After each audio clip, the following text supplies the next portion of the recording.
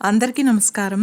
చైత్ర అమావాస్య కథ విన్నవారికి లక్ష్మీ కటాక్షం కలుగుతుంది. ఈరోజే అత్యంత పవిత్రమైన చైత్ర అమావాస్య. ఇది శుక్రవారంతో కలిసి వచ్చింది కాబట్టి దీన్ని శుక్ర అమావాస్య అని కూడా అంటారు. ఈరోజు లక్ష్మీదేవికి శుక్రుడికి ఎంతో ఇష్టమైన రోజు. ఈరోజు అదృష్టవంతులు మాత్రమే చైత్ర అమావాస్య కథను వింటారు. ఈ కథను పూర్తిగా వినడానికి ప్రయత్నించండి.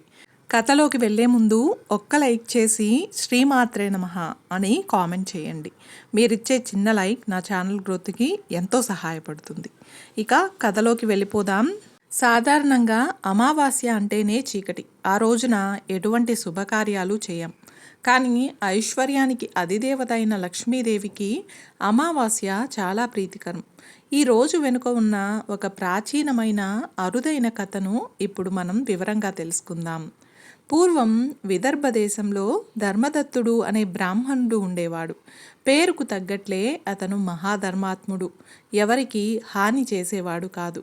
కానీ అతని జీవితం మాత్రం కటిక దరిద్రంలో ఉండేది.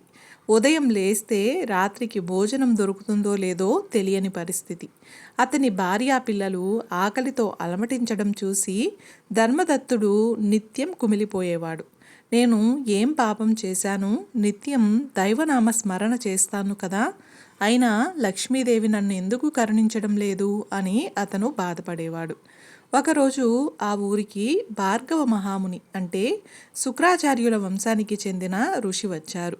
అప్పుడు ధర్మదత్తుడు ఆయనను కలిసి తన గోడును వెళ్ళబోసుకున్నాడు. స్వామి, నా ఇంట్లో లక్ష్మీదేవి ఒక్క క్షణం కూడా నిలబడడం లేదు.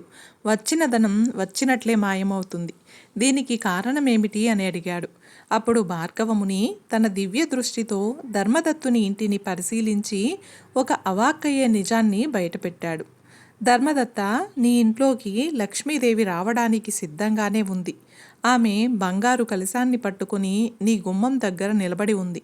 కానీ నీ గుమ్మం లోపల నీ కంటికి కనిపించని నల్లటి ఆకారాలలో నీ పితృదేవతలు అంటే నీ పూర్వీకులు అడ్డుగా నిలబడి ఉన్నారు. వారి ఆకలి తీరలేదు, వారి దాహము తీరలేదు. వారు లక్ష్మీదేవిని లోపలికి రానివ్వకుండా అడ్డుకుంటున్నారు అని చెప్పగానే అప్పుడు ధర్మదత్తుడు ఆశ్చర్యపోయాడు. పితృదేవతలు లక్ష్మీదేవిని అడ్డుకుంటారా స్వామి అని అడిగాడు. అప్పుడు ఋషి అసలు రహస్యాన్ని ఇలా వివరించాడు. అవును నాయన, పితృదేవతలు అంటే మన వంశానికి మూలాధారం.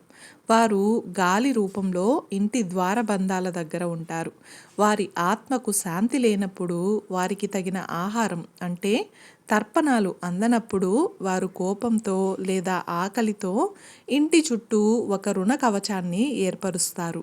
ఆ రుణ కవచాన్ని దాటి లక్ష్మీదేవి లోపలికి రాలేదు.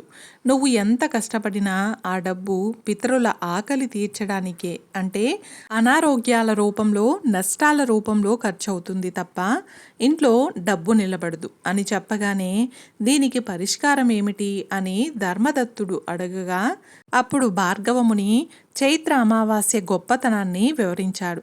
చూడు నాయన, ఒకసారి ధనానికి అధిపతి అయిన కుబేరుడు, మృత్యువుకు అధిపతి అయిన యమధర్మరాజు ఒక ఒప్పందం చేసుకున్నారు. యముడు ఎలా అన్నాడు, అమావాస్య నా రోజు. ఆ రోజు జీవులు తమ కర్మలను ప్రక్షాళన చేసుకోవాలి అన్నాడు. ఇక కుబేరుడు ఇలా అన్నాడు, శుక్రవారం నా రోజు అంటే లక్ష్మీ రోజు. ఆ రోజు జీవులు భోగభాగ్యాలు అనుభవించాలి అన్నాడు. ఈ రోజున ఎవరైతే తమ పితృదేవతలను సంతృప్తిపరుస్తారో యమధర్మరాజు ఆజ్ఞ మేరకు పితృదేవతలు పక్కకు తప్పుకొని లక్ష్మీదేవికి దారిస్తారు. అమావాస్య నాడు పితృదేవతలకు చేసే పూజ వారికి వెంటనే చేరుతుంది. వారు సంతృప్తి చెంది అఖండ ఐశ్వర్యాన్ని ఆశీర్వదిస్తారు అని చెప్పగానే అప్పుడు భార్గవముని చెప్పినట్లుగా ఆ తరువాత వారమే వచ్చిన అమావాస్య రోజున ధర్మదత్తుడు ఇలా పూజ చేశాడు. అందులో ముఖ్యంగా పంచభూతాల సాక్షిగా ఉప్పు దీపం వెలిగించాడు. అంటే సాయంత్రం 6 గంటల సమయంలో గోధూలి వేళ ఇంటి ఈశాన్య మూల లేదా పూజ గదిలో ఒక మట్టి ప్రమిద తీసుకున్నాడు. అందులో సముద్రం నుండి పుట్టిన కల్లు ఉప్పును నిండుగా పోశాడు. ఎందుకంటే ఉప్పు లక్ష్మీ స్వరూపం. అమావాస్య నాడు అది నెగిటివ్ ఎనర్జీని లాగేసుకుంటుంది. ఆ ఉప్పు మీద మరొక చిన్న ప్రమిద పెట్టి స్వచ్ఛమైన ఆవు నేతితో దీపం వెలిగించాడు. పితృదేవతలకు ఇష్టమైన తీపి పదార్థాలు అంటే బియ్యం, పాలు, బెల్లం, యాలకలు వేసి పరమాన్నం వండాడు. దానిని దేవుడికి నివేదించి ఆ తరువాత ఇంటి బయట దక్షిణ దిక్కుకు కాకులకు లేదా ఆవుకు తినిపించాడు. ఇక దీపం వెలిగించిన తరువాత శ్రీమాత్రే నమః అంటూ కనకదారా స్తోత్రం పఠించాడు. ఇలా అమావాస్య వ్రతాన్ని చేశాడు ధర్మదత్తుడు. ఇక ఆ రాత్రి నిద్రపోతూ ఉండగా ఒక కల వచ్చింది ధర్మదత్తుడికి. కలలో అతని ఇంటి ముఖద్వారం దగ్గర నిలబడిన నల్లటి ఆకారాలు అంటే పితృదేవతలు నవ్వుతూ ఆనందంతో ఆకాశంలోకి వెళ్ళిపోవడం కనిపించింది. వారు వెళ్ళగానే తలుపులు బార్లా తెరుచుకున్నాయి. బంగారు పట్టుచీర కట్టుకున్న ఒక స్త్రీ అంటే లక్ష్మీదేవి చేతిలో కలశంతో ధర్మదత్తుని ఇంటిలోకి అడుగుపెట్టింది. తెల్లవారేసరికి అప్పుల వారు ఇంటికి వచ్చి గొడవ చేయడం మానేసి కొంత గడువు ఇచ్చారు. కొద్ది రోజుల్లోనే ధర్మదత్తుడికి రావాల్సిన పాత బాకీలు వసూలయ్యాయి. ఏడాది తిరిగేసరికి అతను ఆ ఊరిలోనే పెద్ద ధనవంతుడయ్యాడు. ఈ కథ వెనుక ఒక గొప్ప ఆధ్యాత్మిక రహస్యం ఉంది. అమావాస్య అంటే చంద్రబలం పూర్తిగా క్షీణించే రోజు. చంద్రుడు అంటే మనసుకు సంబంధించింది. ఇది పితృదేవతలకు ప్రీతికరమైన రోజు. పితృదోషం ఉంటే లక్ష్మి నిలబడదు. అమావాస్య నాడు పితృతర్పణం లేదా అన్నదానం చేయడం వల్ల పితృదోషం పోతుంది. అలానే వెంటనే లక్ష్మీ పూజ చేయడం వల్ల ఆ ఖాళీలో ఐశ్వర్యం వచ్చి చేరుతుంది.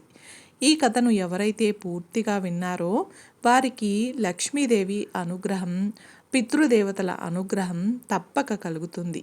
చైత్ర మాసంలో వచ్చే అమావాస్య చాలా ప్రత్యేకమైనది. ఈ రోజున పవిత్ర నదీ స్నానం ఆచరిస్తారు. ఇది మోక్ష సాధనకు, జీవితంలో వృద్ధికి దోహదం చేస్తుందనే నమ్మకం. ఈ రోజున ప్రత్యేకంగా శివ పూజ చేసుకుంటారు. అపమృత్యు భయ నివారణకు, రోగ విముక్తికి ఈ రోజున ప్రత్యేక పూజలు చేస్తూ ఉంటారు. జీవితంలో ఎదురయ్యే కష్ట నష్టాలను ఎదుర్కొనే సామర్థ్యం ఈ రోజున చేసే పూజకు వస్తుందనే నమ్మకం. ఇక అమావాస్య తిథి నాడు శ్రీ మహావిష్ణువు ఆరాధన చేయడం, భాగవత పారాయణ చాలా మంచిదని నమ్మకం. ఈ రోజున చేసే దాన ధర్మాలు అంతులేని ఫలితాలను ఇస్తాయి. ఈ రోజున చేసే పూజ, ఉపవాసం కుటుంబం, సంతానం, ఆనందం, అభివృద్ధికి దోహదం చేస్తాయి. జాతకంలో పితృదోషం ఉన్నవారు ఈ రోజున ప్రత్యేక పూజలు, ఉపవాసం చేసి దోష ప్రభావాన్ని తొలగించుకోవచ్చు. చైత్ర అమావాస్య నాడు చేసే స్నానం, దానాలు, పుణ్యకార్యాలకు ప్రత్యేక మహత్యం ఉంటుంది. ఈ రోజున ఆచరించే మౌనవ్రతం వల్ల మంచి ఫలితాలు ఉంటాయి. స్నానం, మౌనం, ధ్యానం ఈ రోజున చేసిన వారికి 1000 ఆవులను దానం చేసిన ఫలితం లభిస్తుందని దేవర్షి వ్యాసుడు వివరించారు. పాల్గొన అమావాస్య రోజున పవిత్ర నదుల్లో స్నానానికి వెళ్తారు.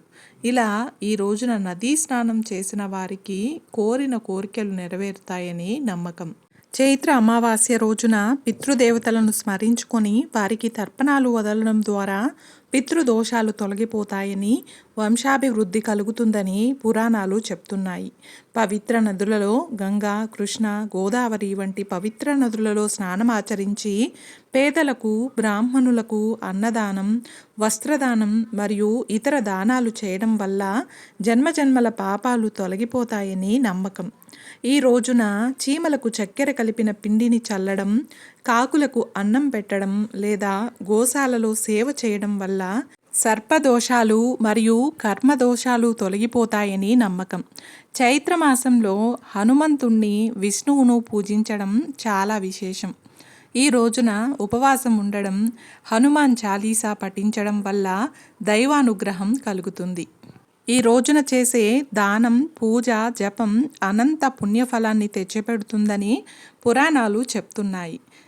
చూశారు కదండి, ఈరోజు మనం చైత్ర అమావాస్య కథ గురించి తెలుసుకున్నాం కదా. అలాగే చైత్ర అమావాస్య విశిష్టత కూడా తెలుసుకున్నాం కదా. ఈ వీడియో మీకు నచ్చినట్లయితే ఒక్క లైక్ చేసి నా ఛానల్ని సపోర్ట్ చేయండి. ఇంకా మరెన్నో ఇంట్రెస్టింగ్ వీడియోస్ కోసం నా ఛానల్ని సబ్స్క్రైబ్ చేయండి. అలాగే పక్కనే ఉన్న బెల్ ఐకాన్ క్లిక్ చేసినట్లయితే నా లేటెస్ట్ వీడియోస్ మీ వరకు వస్తాయి. Thanks for watching.